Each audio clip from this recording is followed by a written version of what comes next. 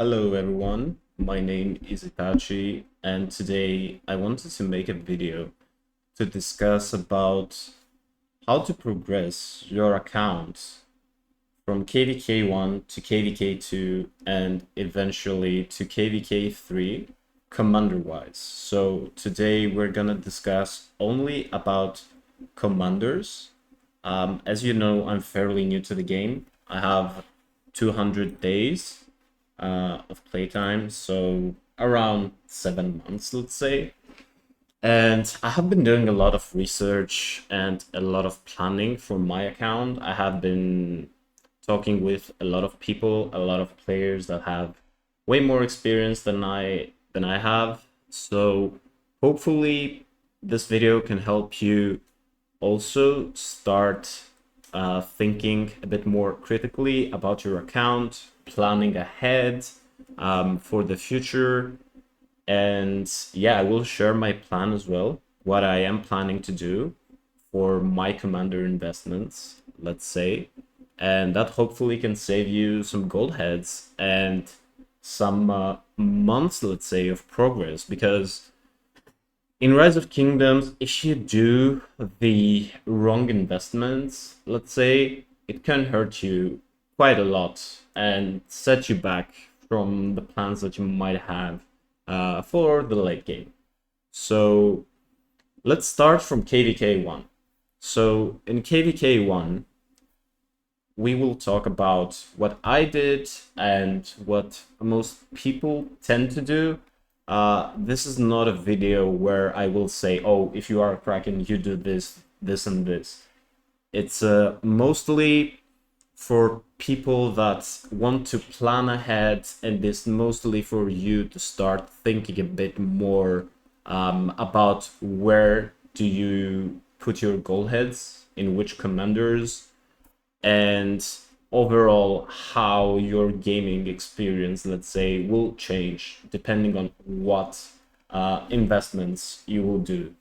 So starting from KvK1, there are some options in KvK1. There are some commanders that people are using in KvK1 depending on their spending level. Some people are buying the Minamoto, which is a commander that you can only get by buying the bundles from the VIP. You can expertise him and you can use him in KvK1. Is a very good commander and is very useful in the early game. Second commander is YSG. YSG, most people have either expertised him or they're getting him from the Wheel of Fortune, and it's a very good long-term, let's say, investment for the majority of people.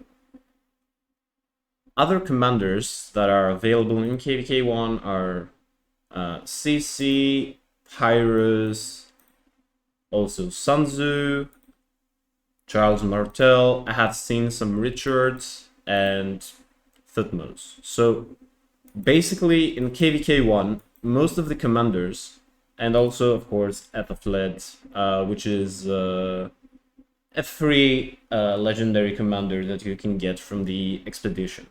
So most of the people in the early game in KvK1, they're using these commanders. No matter what your spending level is, no matter if you are like a Kraken or free-to-play or a Whale, you will be using these commanders as well. Some people might use Baybars, and you might see some other variations, let's say. So in KvK1, most of the commanders, except from YSG, they are gold key commanders, which means that you can actually get them from the tavern. So if you go here, you can see that all of these commanders, you can get them from the tavern for free, right? And also, these commanders are coming from the daily special offers. So, what commander you should get, let's say in KvK1? You should think a bit in the future. For example, for KvK2, you need to do some research and see what commanders are coming in KvK2. And if you plan a bit ahead, you will have a very good advantage against people that have not planned ahead. So, for example, for me, in KvK1, I have seen a lot of people using Charles Martel on the field. I have seen a lot of people using Richard on the field. A lot of people have expertised Thutmose, for example, on the field. And for me, because I planned ahead for KvK2, what I did was I had an Archer March, but I didn't invest gold heads into Thutmose. And I saved my gold heads.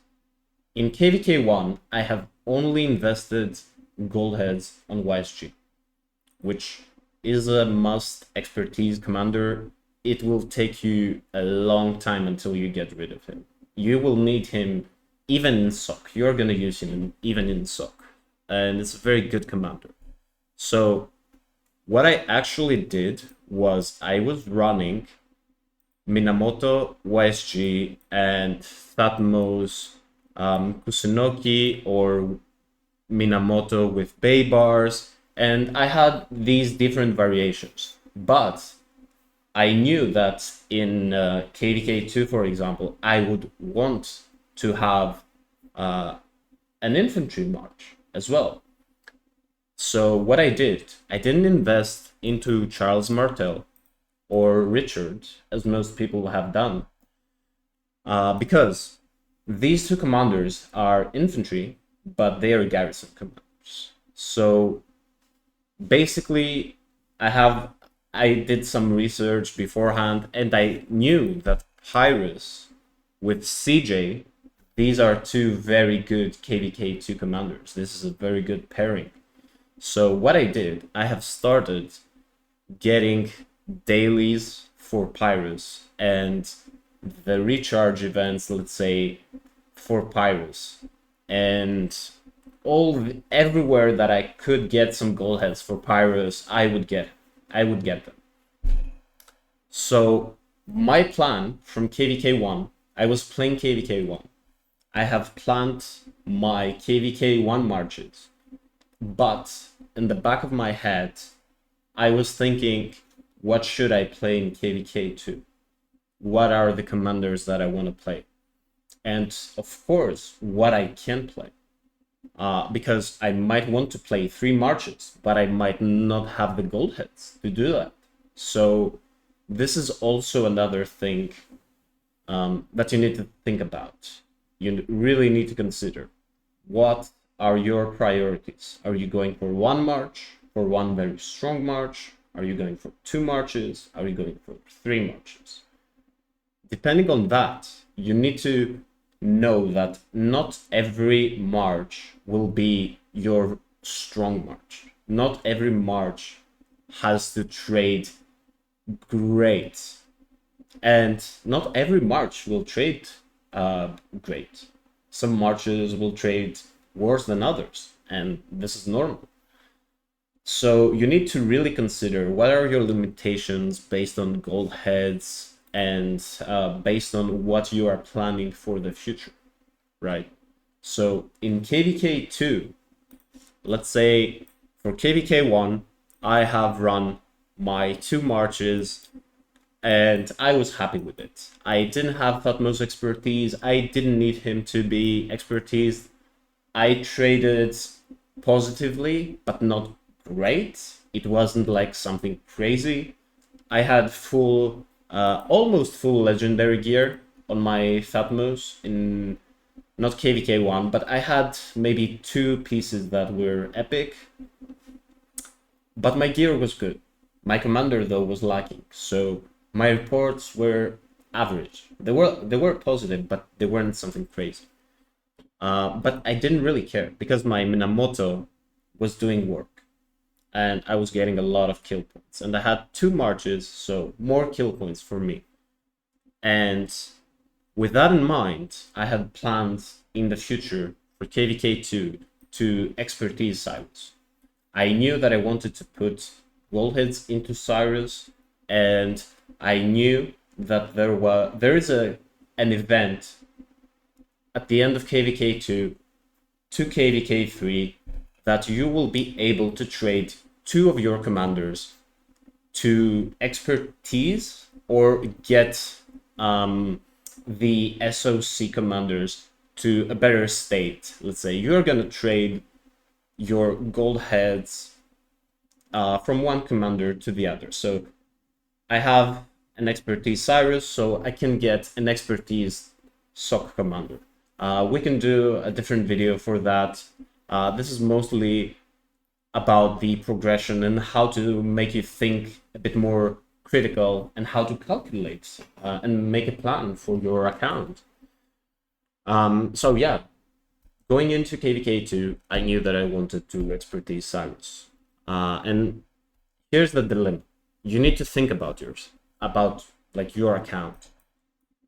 Do I want to expertise Thutmose that I have more gold heads, for example? But I might not trade that good. I might not have that much fun. Or do I want a KvK2 commander expertise? And for KvK1, I'm just saving my gold heads. I have already expertised one commander in KvK1, and I'm keeping my gold heads for KvK2. So I did the second. I just holded all of my gold heads, and I have put my gold heads into Cyrus. At the same time, I was getting the dailies for Pyrus, and also I have spin the wheel for Saladin. Not everyone will do all of these things, but for me, that was my plan, my personal plan. And I'm really hoping with this video that will help you kind of think a bit more about how you will plan your commander investments and which one of these will you use, like the wheel, the daily special offers, etc. So yeah, that was my plan to get these three commanders. Also, as you can see, I have CJ unlocked, but I haven't put any gold heads or spin the wheel or anything yet. So what I will do is I will keep rolling the wheel for CJ, right? I will be rolling the wheel for CJ so I can have him in a good state to run him with Pyrus in KvK2. You see the transition here. KvK1, you plan for an infantry march that you might not be able to run. Who knows? Depending on the planning, I might have not been able to max Pyrus, let's say, or might not be able to max CJ if I didn't have the gold heads, or depending on the spending level, you know? So that was the plan, basically, to get Pyrus, put behind him CJ, and work with that. Cyrus was a must for me.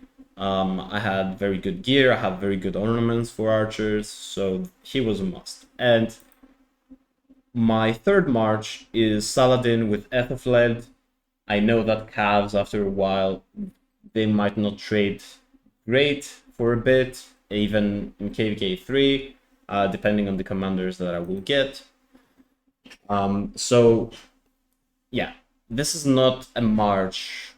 Even 5-5-2-1, you can play Saladin 5-5-5-1. For me, I'm getting at least half of his skill damage reduction and counterattack reduction, so it's perfectly fine for now. I might get some dailies for him, but I still have some time until I will enter the KvK2. So yeah, basically that was kind of my thought process. Also, I need to clarify that I have played halfway to KvK2 in a different kingdom, and due to some circumstances I had to migrate to a different kingdom, which now will be entering pretty soon, KvK2. So I had a bit more time to get some dailies for the KvK1 commanders, and now I will have some time to work on my KvK2 commanders.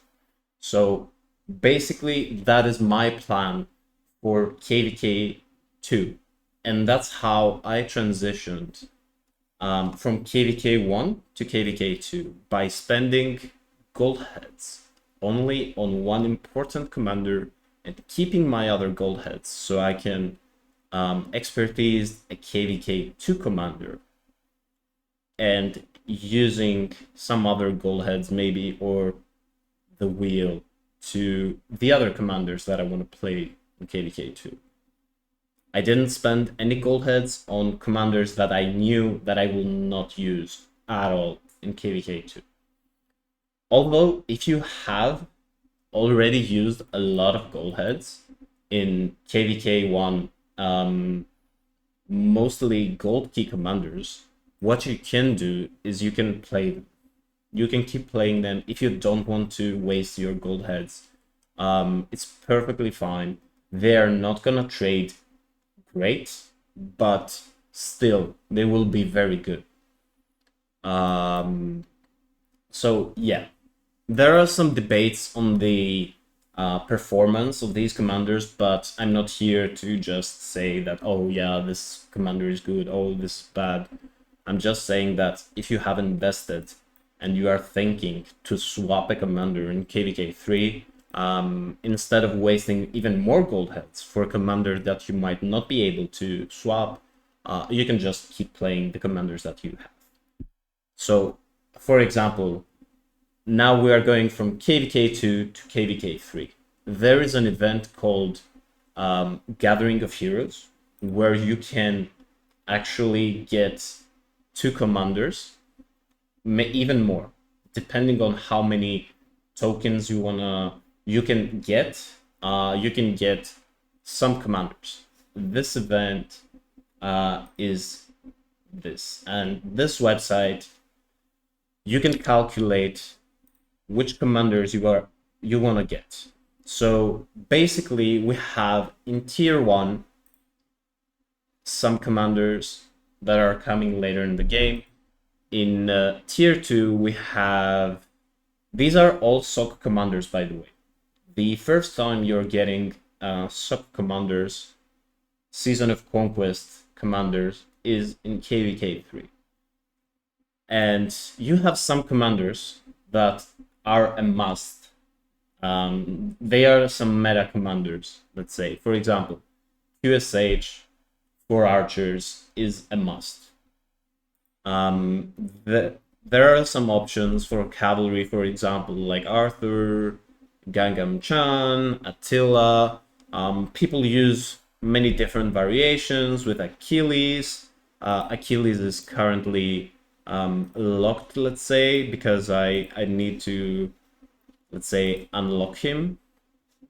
So you have some options here, right?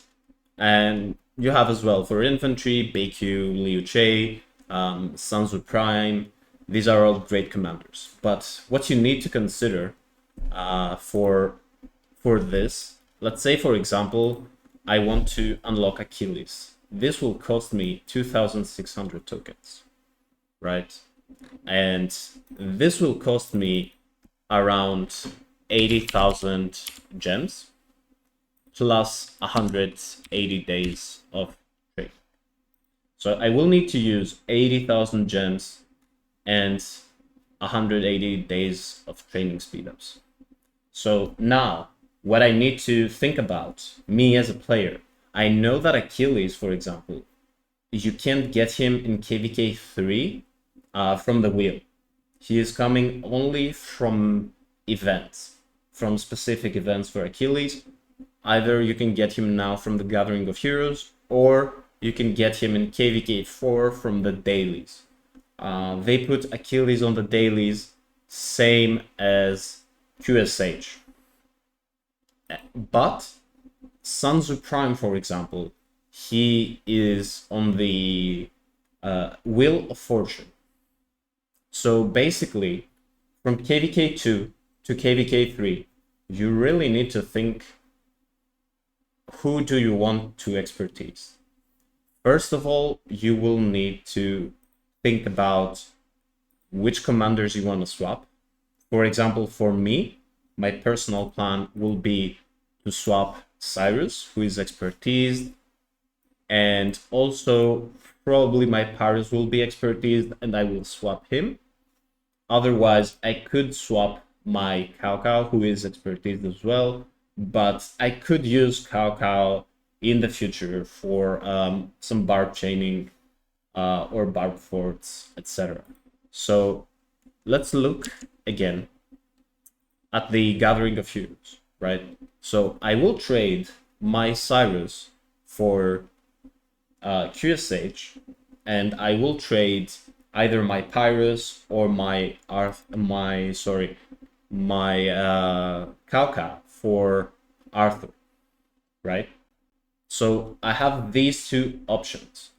And now we need to think about, are the 80,000 gems and 180 days of training speed ups, or speed ups in general, are they worth to just unlock Achilles that I will need to get to put, let's say, more gold heads in him?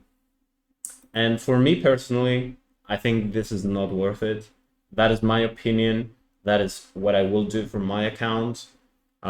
If someone wants to get Achilles, feel free to get him. But for me, I feel like it's not worth it to get Achilles, and I will explain why in a second. So for me, basically, what is worth is to maybe get another one or two commanders. I will decide when the time comes, but I will unlock only the commanders that I want to swap for. Because the other commanders, I'm not really willing to put gold heads, at least for now. Because many commanders, like BQ, like Liu Che, Sanzu Prime, sorry, you can get them from the Wheel of Fortune. There's a limited amount of commanders that you are not getting from the Wheel of Fortune. And one of those commanders is Achilles. Achilles, you can't get him from the Wheel of Fortune, so I will have to wait, let's say, for KvK4, but to get him from the dailies. But is this worth the 80,000 gems and the 180 days? Yeah, I think that is fine. That is fine by me. So what my plan is for KvK3, let's see. So I will have CJ, and also we have a new wedge with a lot more damage. So what I'm planning to do for KvK3 is I will just keep my Saladin, put Arthur behind, because Arthur can either be used as combo commander or as skill damage commander. So I will play, if you have him as primary, he is combo. If you have him as secondary, he will be skill damage. So what I will do is I will just play Saladin with my Arthur. I know it will not trade super great, but it will be a decent march on the field. My second march, and my strongest march of all, will be QSH with YSG. This is the one march that I'm expecting to do most of my heavy lifting.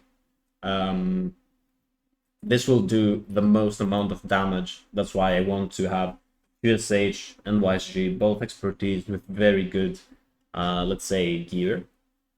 And my third march will be Sanzu Prime from the wheel and CJ.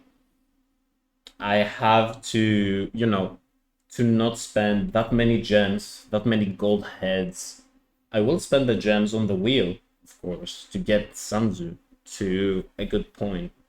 But I will have my CJ from my KvK2. So basically for KvK3, I have two commanders that I used already in if you add YSG, I will have three commanders that I used already in KvK2, and I will use them again in KvK3 with the SOC command that I will get for each of my marches, right? And I will trade the commanders that I've spent gold heads on, or maybe I didn't even spend gold heads because Pyrus, I'm getting him from dailies or the gold keys. So I will trade the commanders that I haven't really put that many gold heads to, and I will have two expertise commanders, sub commanders for KvK3.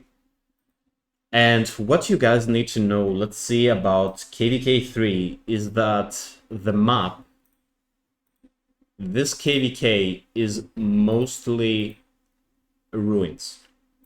This is a KvK where you are fighting mostly in ruins. Let's see a map so you guys can understand.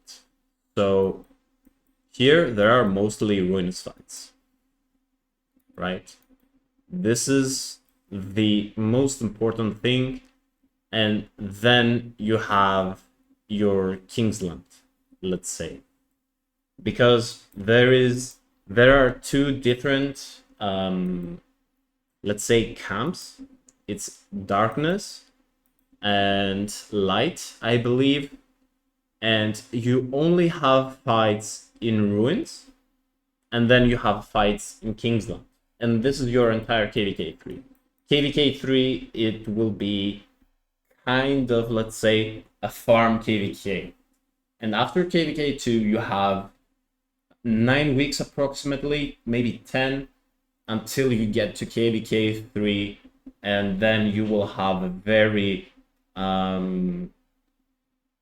not that difficult KvK, let's say, because these are allied. I think these two camps are allied and these two are allied, because if you see, you have these camps, like I believe these are allied and these are allied, or it goes something like this. Maybe I'm not right about it, but you don't have any fights here. As you can see, these are allied, these two kingdoms are allied, these two kingdoms are allied, and these two are allied. So everyone is just going into Kingsland to fight it at the end. So in ruins, you can only use one march and one march only. So basically what you want is to have a very strong march, maybe two. If you, for me at least, for example, let's say, let's keep it for me. So yeah, you will have QSH and YSG, who is the strongest march that you will have. For example, this is just an example. You might choose to go with Liu Che and BQ. You might choose, for infantry, you might choose to go with Arthur Achilles. That depends on you and what you will plan to do with your account. So basically, this is the KvK that you will have. You will have like one strong march that will get into ruins, will give you as much KP as possible, and you will do the most fighting. And then you will have a secondary march that you can send when you are refreshing your main march. You will send in ruins to keep the control of ruins, and do that all the time. And then in Kingsland, you might run all of your 3 marches, but there will be a big bullfights, there will be rallies on flags, garrisons. So not every march needs to be the most meta march possible. And this is my personal opinion again, this is how I will play it. And that gives me time for KvK4 to actually build 3 good marches. Because in KvK4, I will have Achilles, for example. I will run Arthur with Achilles. I might even get GG, I'm not very sure, but until we get to KvK4, probably a new cap commander will be out. So I will run my QSH with YSG. I will run my Sanzu Prime with CJ for now, but until KvK, KvK4, let's say, I will have maybe BQ or Liu Che. So I will have some other options to run with Sanzu Prime, right? But I will not spend that many gems to get them instantly for a KvK that probably will be a lot of farming, some ruin fights, and eventually Kingsland. Right? I think for me personally, that is not worth it. So yeah, I will see. I might even get for KvK3 Gangam, maybe Achilles, maybe I will get some other commander, except from my QSH and Arthur, but basically that is my plan on transitioning from KvK2 to KvK3, and then from KvK3 and beyond, because in KvK4, at the start of KvK, you are gonna get all of these commanders, or most of them, in dailies and will. So you can prioritize, and you get some of these commanders from MGs as well. Mostly the garrison and the rally commanders, but if you are a garrison or rally lead, then anyway, you are gonna get the best of the best. You are a very high spender, probably. So, yeah, I don't know if my plan works for you. But yeah, this is kind of the thought process that I have for planning my marches, right? So we can talk about gear, we can talk about a lot of things that you can progress slowly, and that will help you as well to not make the wrong decisions. There's no wrong decision. Will help you make better decisions, let's say, to not fall behind even slightly. So yeah, that was my plan, and I hope this video will help you really think about how you want to work on your account. I realize that this is a very long video, but I hope that this can help you plan and make the right decisions, let's say, on how to progress from each KvK to the next one. If you guys have any comments, or if I got something wrong, please let me know in the comments down below. If you enjoyed the video and find it helpful, please like the video, also subscribe.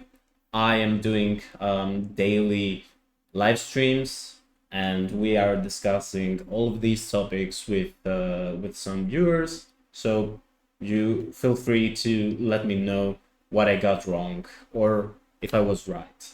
And yeah, this has been a long video, so I will wrap this up. And thank you so much for watching, and I will see you guys in the next one. Take care, everybody.